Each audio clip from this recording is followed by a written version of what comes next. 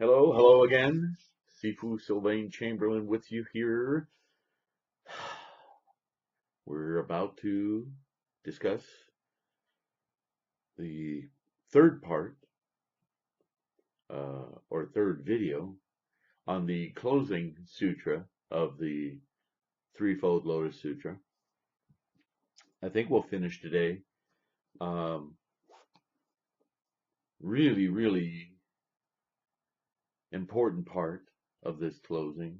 Kind of summarizes the entirety of Buddhism. If you're new to Buddhism, or if you're trying to explain Buddhism to somebody who's non-initiated, non-studied, doesn't understand, doesn't know anything about Buddhism, or thinks they do, but it's misinformation, and you want to put them on the right path of thinking to get them in tuned with what Buddhism is, whether they're going to practice or not. Even people who don't practice, we want them to be aware of what Buddhism is and what it really is, and so they can at least support us as friends or allies instead of being misinformed and see us with a dubious eye or lump us in with religions and so forth.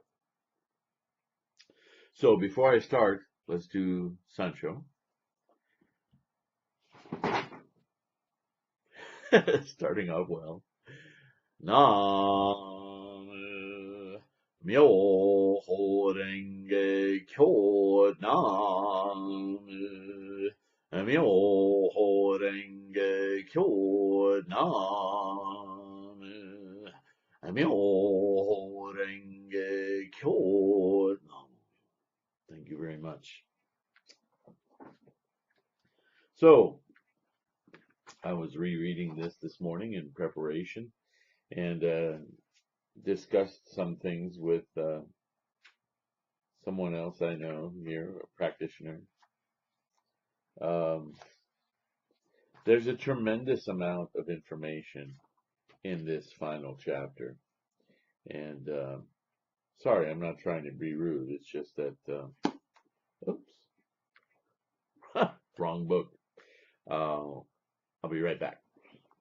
Chant in the meantime. Namo myoho renge kyo, namo myoho renge kyo, namo myoho renge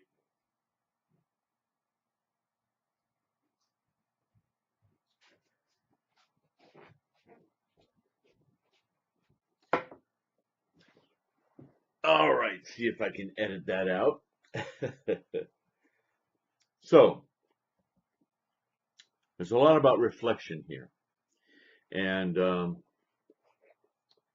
as we've discussed before, as I've discussed with you before, life is a series of discrete moments. Like a line is a series of discrete points. And as we know, points have no substance. They're just locations. And therefore lines are just a stream, a locus of locations. I want you to keep reminding yourself of that, because that is what we're truly experiencing. That is what life is. A series of locations, if you will, experiences. Locations experienced are not tangible things. Even touching this tangible thing is a series of experiences of what I perceive. They're not real in the sense that they are permanent in any way. They are fleeting. They arise and they will fade away, dissipate. Everything is like that. Thoughts are like that. Thoughts are life.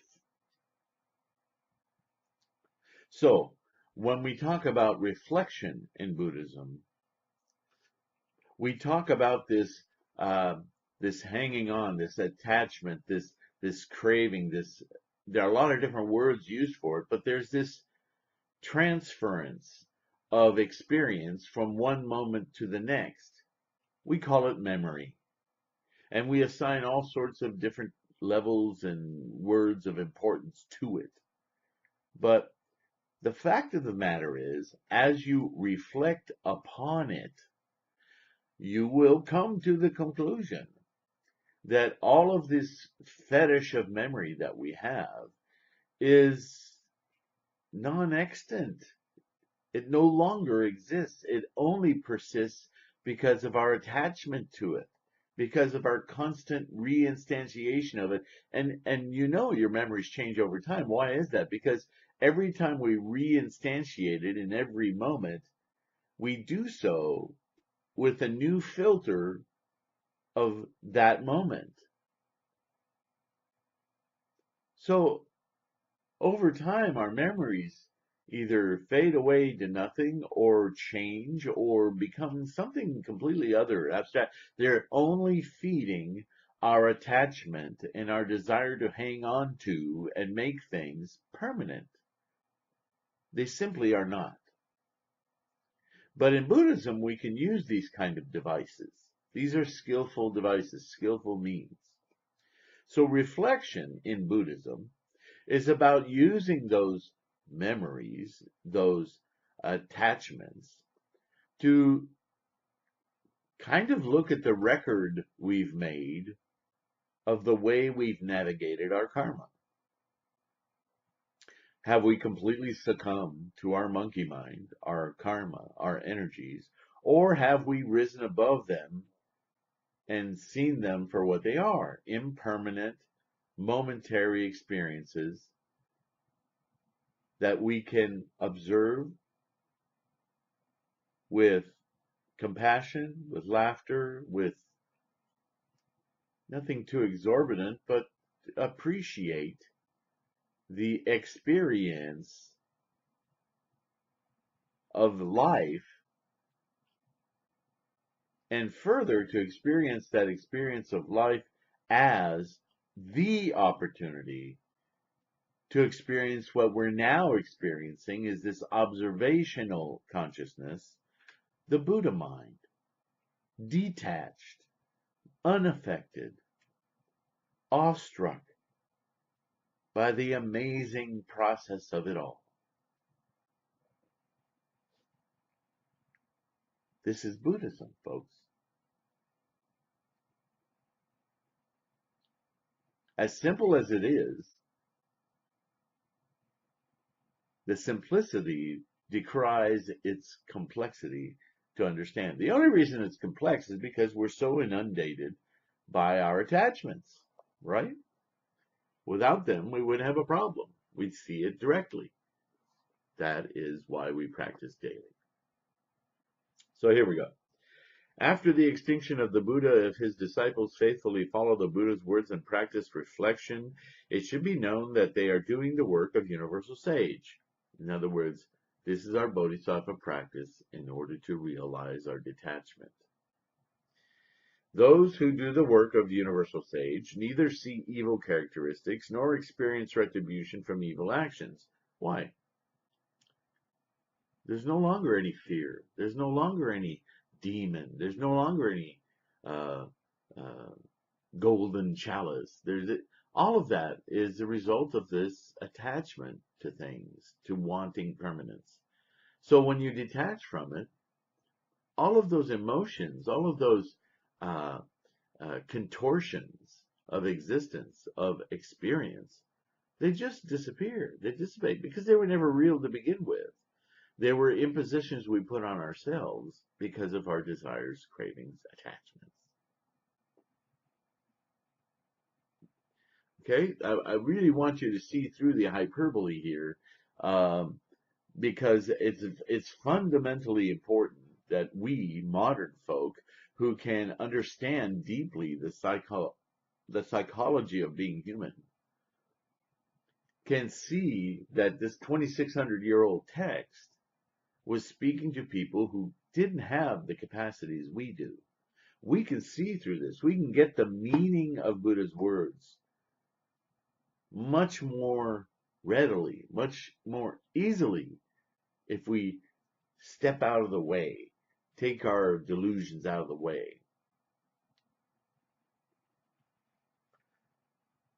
If there are living beings who show respect to the Buddha in all 10 directions, 6 times night and day, recite the great vehicle sutras, and think about the profound first principle of the teaching of emptiness. In the time it takes to snap one's fingers, they will rid themselves of the sins of life and death committed during hundreds of myriads of thousands of billions of eons. What does that mean? We've talked about Nichiren Sanzen, the 3,000 realms in a single moment, the energies that form us, karma. The energies that form us are extant without time. When he talks about myriads of thousands of billions of eons, that's what he's talking about. The energies that form us, form our experiences, they go all the way back to potential. Just a subtly vibrating, immeasurable mass of energy, without form,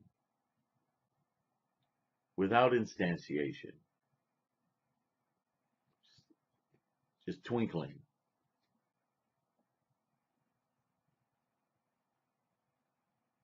Anyone who does this work truly is a child of the Buddha, born from the Buddhas. The Buddha in all directions and bodhisattvas will become their teachers. Such people will be said to be perfect in bodhisattva precepts. Without going through any special ceremony, they will become accomplished naturally and be worthy of receiving offerings from all human and heavenly beings. That right there is the reason I constantly remind all of us that to be a monk, to be a bodhisattva, to be an excellent Buddhist does not require a special ceremony. It doesn't require some specially imbued person in a specially imbued building. It doesn't involve all of these rites and rituals and other things. We can do those things. They're there to entertain us as humans. They have nothing to do with our Buddha nature. They have only to do with our human attachments. So don't give them too much importance. There's only one thing that's important, two things. I would say one thing because I see them both together, but let's treat them as distinct. Study, recitation, study, and contemplation. Concentrate on the meaning, reflection. That's it. The more effort you put in, the more you get out. The more effort you put in, the more understanding, clarity, awareness, awakening you accomplish.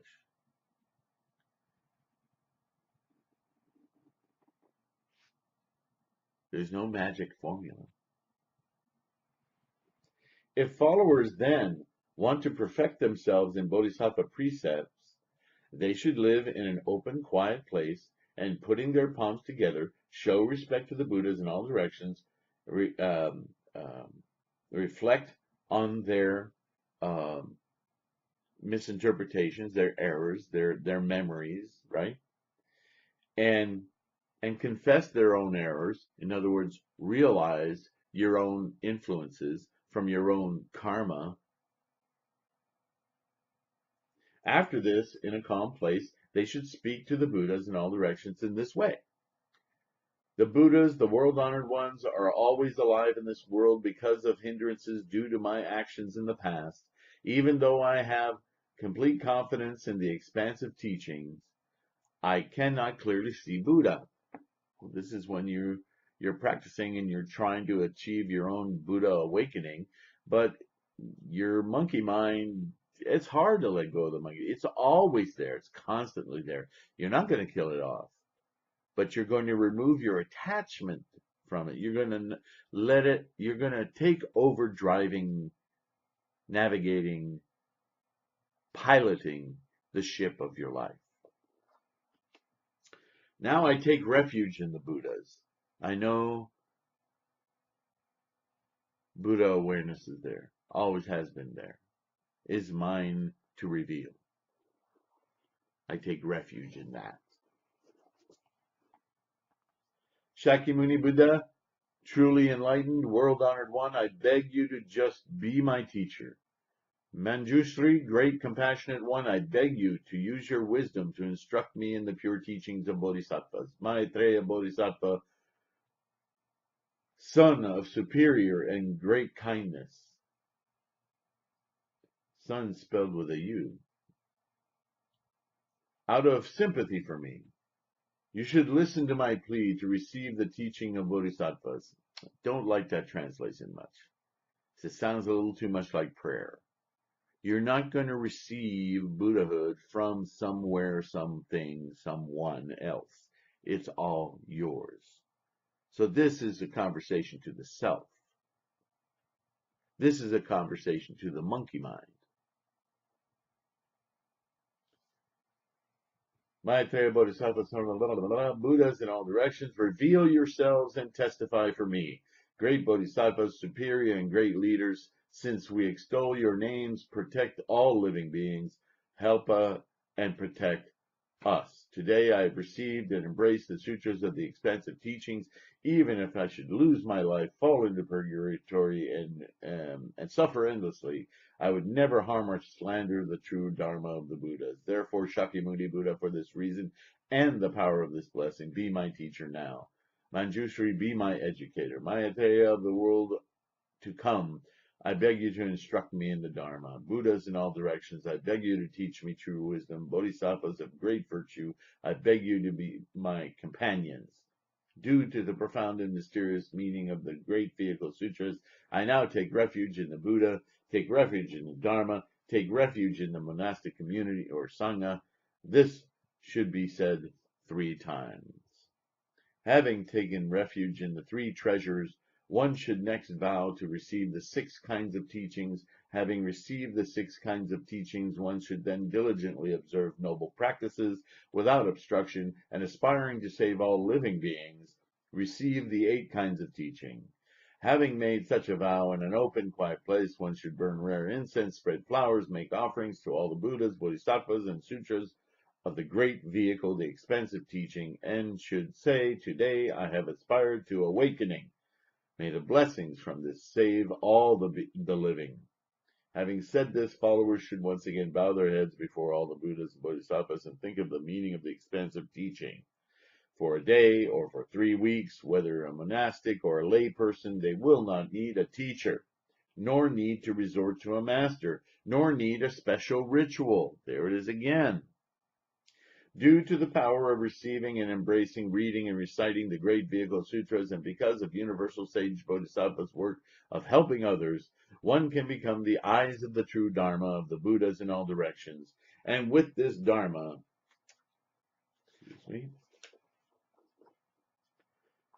naturally be able to take on the 5-part Dharma body, precepts, concentration, wisdom, liberation, and insight into liberation. The Buddha Tathagatas have been born of this Dharma and have received assurance of becoming Buddhas from the great vehicle sutras. Well, there it is. There it is in a nutshell.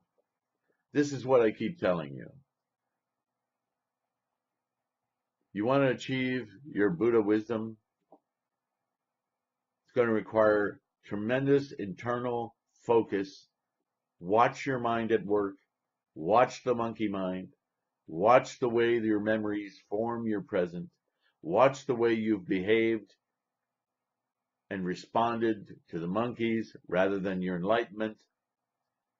Forgive yourself for that. In other words, understand what happened. Learn how to live your mind above it, not let it affect you. Over time, that exercise will detach you more and more from those screaming little monkeys, and your mind will continue to come up with all of these fanciful, crazy ideas about permanence, hanging on, desire, craving, all of it. But you'll be able to rise above that noise. You will be able to allow yourself to laugh at your own silliness Laugh at your human nature. Be entertained by it. Be amazed by it. Be awestruck by it. And more, your mind will become more expansive, more understanding, see the world completely differently. You feel much more secure. Fear will remove itself. You won't need it.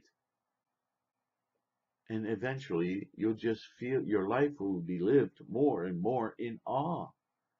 Because as you understand yourself, so too will you understand all the people around you. And then when you come to the three treasures and you take refuge in that mental state, Buddha, and you take refuge in the teaching of how to get to Buddha, the Dharma, and the third, the monastic community, the Sangha, it's all the other humans on the planet.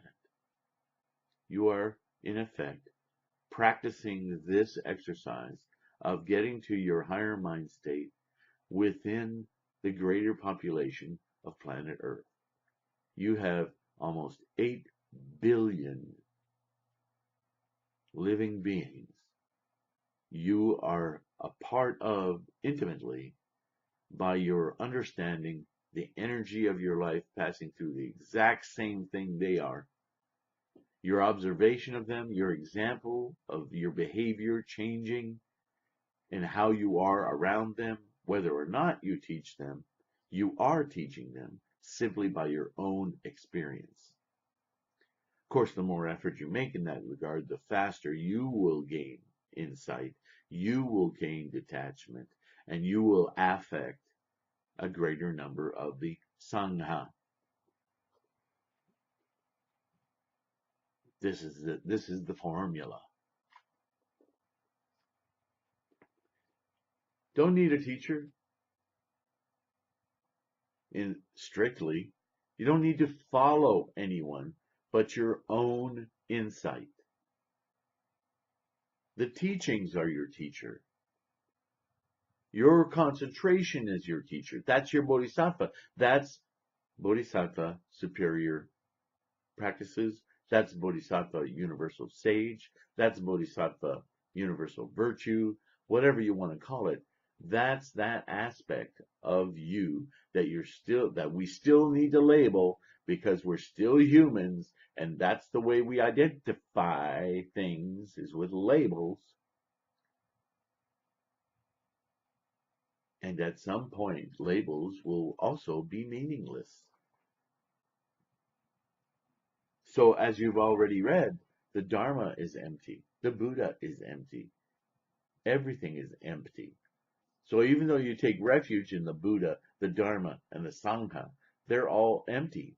The refuge is empty. But we need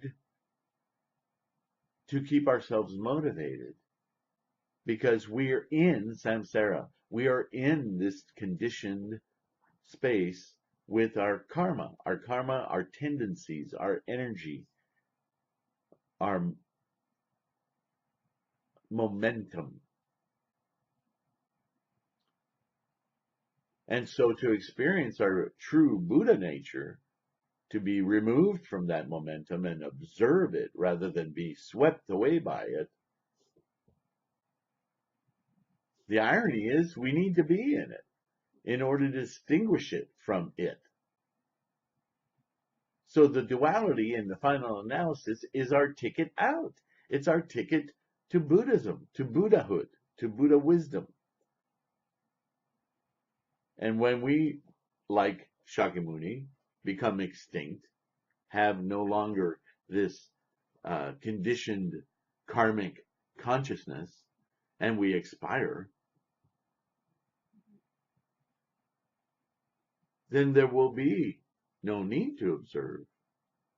There won't be anything to observe because all of that was an illusion anyway. But we will have had the experience of samsara in which to inculcate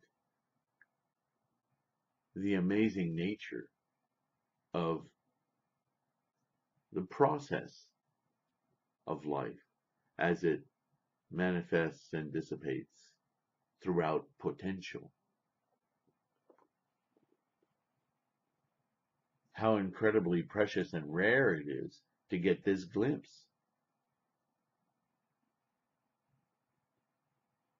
That then we can see this lifetime instead of a series of endurances and sufferings as this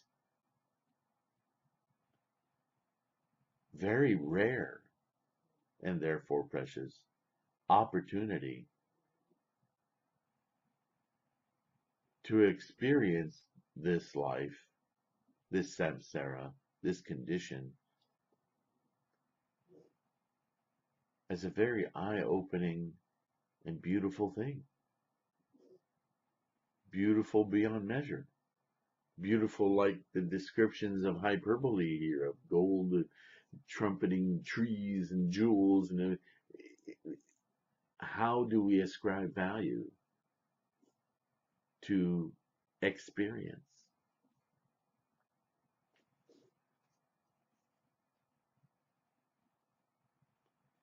For this reason, wise ones suppose a Shravaka violates the threefold refuge, or breaks the 5 precepts, the 8 precepts, or the precepts of monks, nuns, male novices, female novices, or advanced female novices, or fails to act in a dignified way, or because one is ignorant, bad, evil, fails to keep many precepts and rules of dignified behavior. If one wants to be rid of this dis-ease,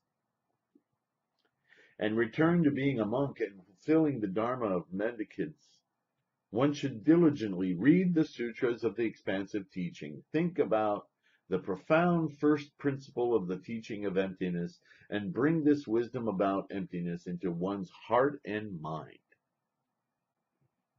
There we are again. No matter where you are in life.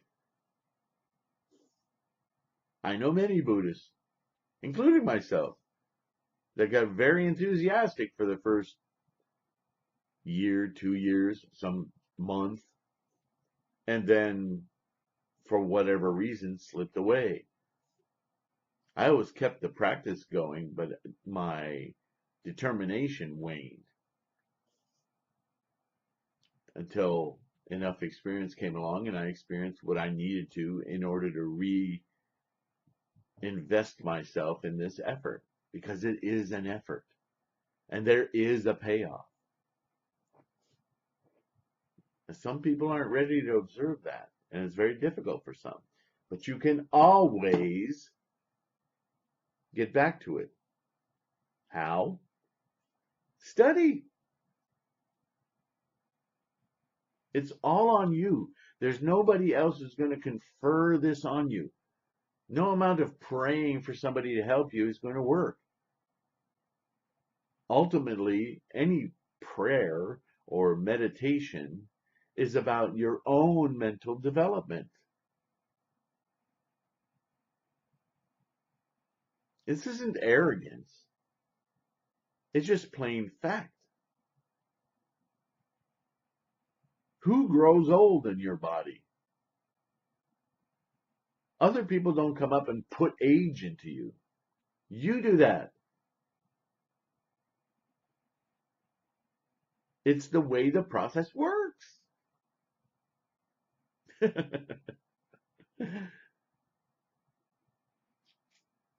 It should be known that with each of his thoughts, such a person will gradually exhaust the defilements of all his long-standing sins or errors, with none remaining. This is called being perfect in the teachings and precepts of mendicants and fulfilling their dignified behavior. Such a person should receive offerings from all people and heavenly beings. So this puts credence to a thought that I've often had even before I was a Buddhist, that and you this is something that's disappeared from our contemporary culture, and it's sad, but there used to be a great deal of reverence given to older folks, the elderly, the elders, because there was a recognition that just simply lasting through time was quite an education in how to be a good human. And plenty of examples as to how your life would be shortened greatly if you weren't a good human. So we intrinsically know good and bad, life affirming, life unaffirming. We know. So this is dignity. Do you behave as a human being in a way that affirms life? That's dignity, right? So suppose a layman acts in an undignified way and does bad things. To do bad things means to point out the errors and faults in the so-called Buddha's teachings, to discuss criminal evil things done by the four groups, and to feel no shame even from theft or debauchery. If one wants to repent or reflect and be rid of these errors, one should diligently read and recite the sutras of the expansive teachings and think about their first principle. Because if you do this, you'll see the errors and the misconduct. You'll be embarrassed by it. You'll repentance, as the word is used here, which I don't like, is really a sadness that you incur upon yourself for realizing your own flaws and your own, what are your flaws? You're being run by the monkeys. Instead of your mind running the boat, your monkeys are running the boat and you're letting them. And that's embarrassing and that hurts and it causes all kinds of other problems and sufferings. There it is. There it is. All of suffering is created this way. And if you read, you recite, chant Namo Myoho Renge Kyo,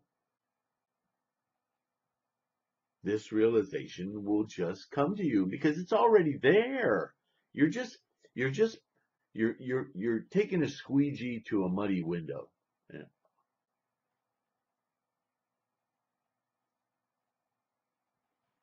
Suppose a king, minister, a Brahmin, an ordinary citizen, an elder, a government official, any such kind of person, never tiring of indulgently seeking after things, right? Greed. Commits the five wicked errors, slanders the sutras of the expansive teachings, or commits the 10 evil acts.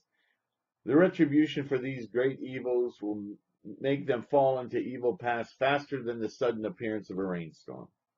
Surely they will fall into the lowest purgatory.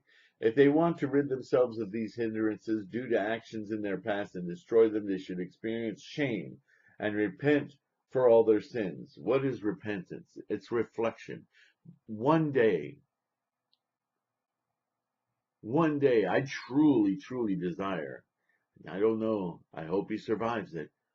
But I truly hope that people like Donald Trump and the people he's put into the offices there and others that surround him and those that support him.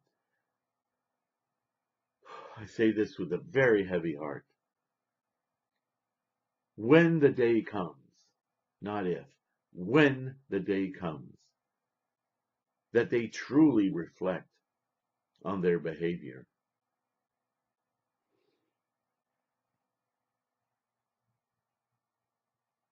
I do not envy them their suffering, but I hope they have the strength.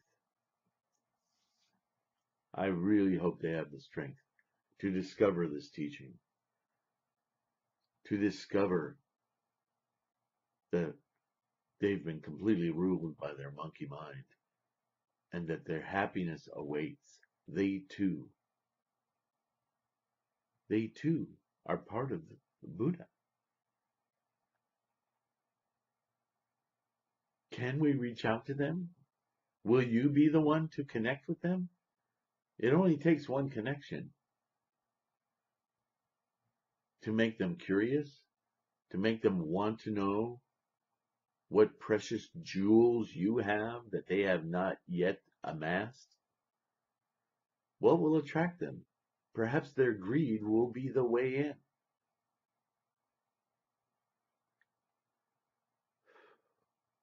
I only illustrate this because I want you to deeply understand. We all spend way too much time judging ourselves. It's far easier to judge others and just leave that there. That's why I point to this huge example, because we do the same things to ourselves. We don't need to. We can rise above that. That judgment is base. That judgment is not dignified because it speaks only to the lower worlds, the monkeys, samsara.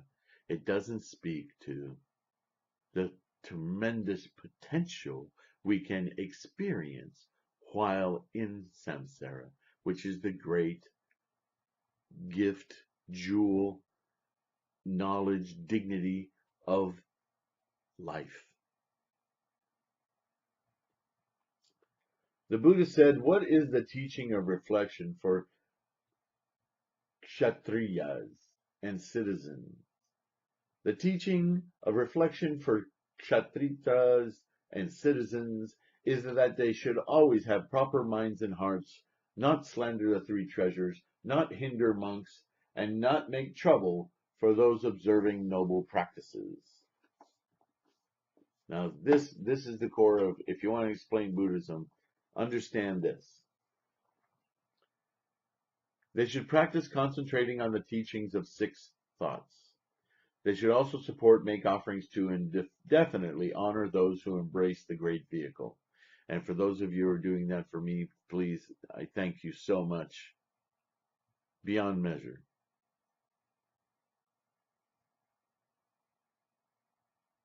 You, in so doing, demand from me that I stay the course of my own dignity. Thank you. They should also support, make offerings. They should also remember the profound teaching of the sutras and the first principle of emptiness. Anyone who thinks of this teachings practices the first reflection of kshatriyas and citizens. The second reflection is to fulfill one's filial duties to one's fathers and mothers, and to respect one's teachers and seniors. Anyone who does this is practicing the teaching of the second reflection. The third reflection is to govern one's country with the true Dharma and not oppress the people unjustly. Anyone who does this is practicing the third reflection. So this is about governance. The fourth reflection is to issue an order within one's region to hold the 6 days of fasting and, to the extent of their powers, have non-killing practiced. Anyone who does this is practicing the fourth reflection, respect for life. The fifth reflection is simply to believe deeply that events have causes and results. Believe in the way of one truth and know that the Buddhas never disappear.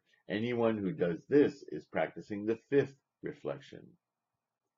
Then the Buddha said to Ananda, in the future, when anyone studies and puts into practice these teachings of reflection, you should know that that person has put on the robes of humility, is helped and protected by Buddhas, and before long will attain supreme awakening. That's all of us. As these words were spoken, 10,000 children of heaven acquired the purity of the eyes of the Dharma, and all the great bodhisattvas, Maitreya bodhisattvas and others, and Ananda too, hearing the Buddha preach, rejoiced and acted accordingly. So that's it.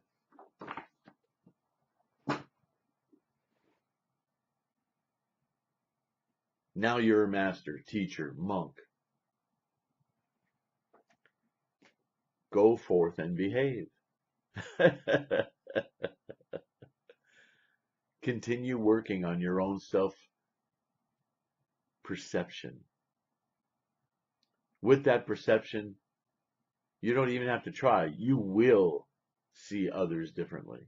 With that perception, they will see you differently. With that perception, you will awaken. You will attain enlightenment. You will become a fully attained bodhisattva living this life in the Buddha way. Study, recite, chant, get a Gohanzen. I made them very available.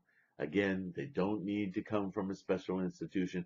This is a digital copy of an actually Nichiren inscribed Gohanzen, right at the source. Not some tertiary priest, not somebody who claims authority because they just happened to be around when somebody else taught them. All of that lineage. The only lineage you should be concerned with is scholarship.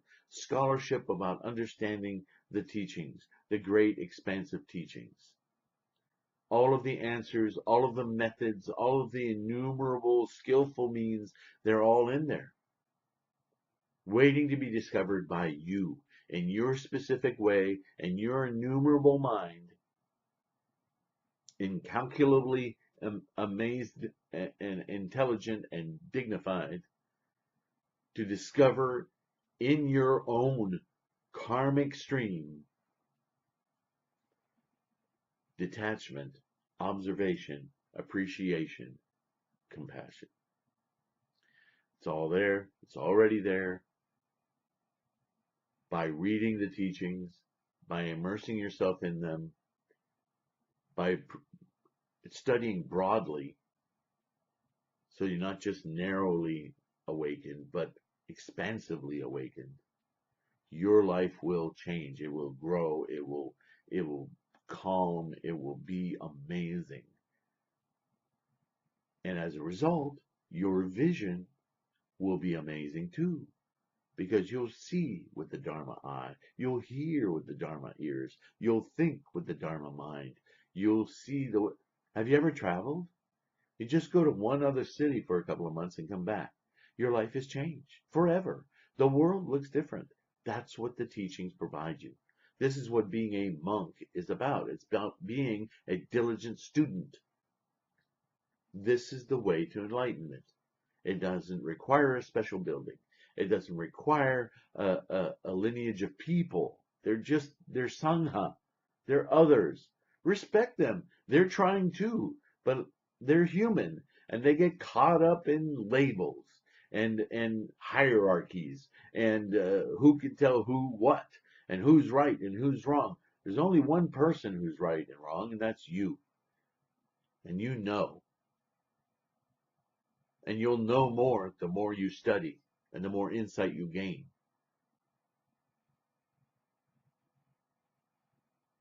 It will humble you. I guarantee it. To whatever effect, I am your teacher. I am your teacher because I am part of the Sangha that you're in. We were conjoined this way because our karmas fit. And so the greatest service I can do for you and for myself, my dignity, is to be absolutely honestly me. I don't want to color anything I say with an attitude of arrogance or an attitude of I know you don't. I'm just me. I'm a diligent student of Buddhism. Have been for a long time. And I got to the point where I couldn't just know this anymore or know this for myself. I had to share it because I knew that the way that I knew this would touch other people's hearts and minds. We're not that different. And somewhere, one of these videos, one of these things I post, my website, the things that I say, the way that I say them,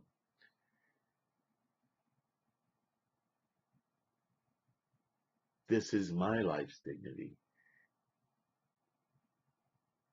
And I desperately want it. I want friends. I want other people. I want like-minded people.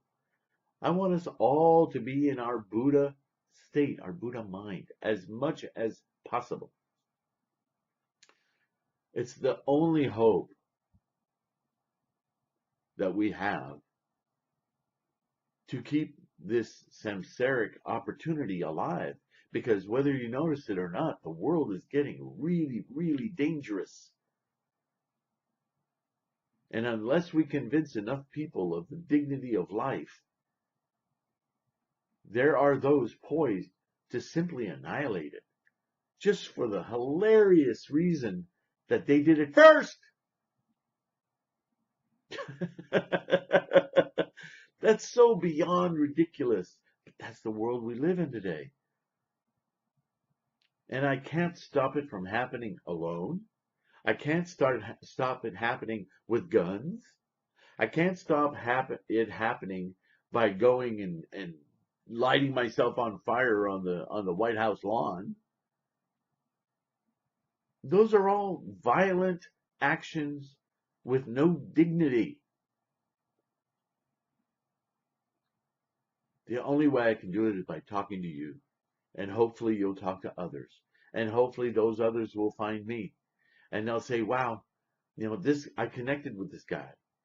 And it's not about me. Do you understand? It's about spreading this Buddha dignity to everybody. Everybody has the potential to reveal it in themselves. And the more of us reveal it to ourselves and maintain our dignity, the more we'll influence our friends, our family, our society, our communities, our larger society. The more votes will change, the more influence will change. It's the trickle up economy, the real economy.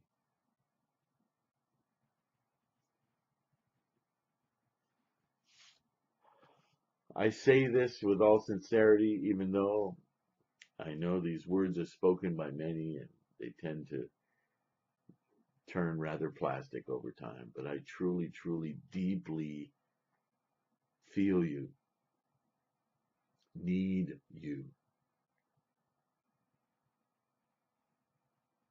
Because for me, there are moments when I think, if it's just me, this is the refuge I take in the Sangha. You. You're listening. You're belonging to this thinking. Teach me. That's why I ask you to ask me questions. I need to know you're out there. You're thinking. You're growing. To me, there is no greater expression of love, whatever you want to. It's a weird word. So thank you. And with that, I'm going to stop myself. I'm starting to sound a little touched. I want to do Sancho with you and close this lecture series. And I need your ideas on what I need to speak about next. What's still gnawing at you? What term is it that's just eluding you? What is it that you're missing? What is it that you're getting, but you want more information about? What is it that you hope you can get from me that will assist you in your path, in your mission, to your dignity and your Buddha mind? Let me know. I want to talk about those things. I want to research those things, not just for you, but for me, because we're all doing this together. Nam Myoho Renge Kyo. Nam Myoho Renge Kyo. Nam Myoho Renge Kyo. Thank you so much. I appreciate you greatly. If it's within your means, please support me on my patreon.com/TLK. Your support is extremely important and meaningful to me because doing this is my purpose. It's my only purpose in life. Everything else I do is just human entertainment. So thank you, and see you soon. Bye-bye.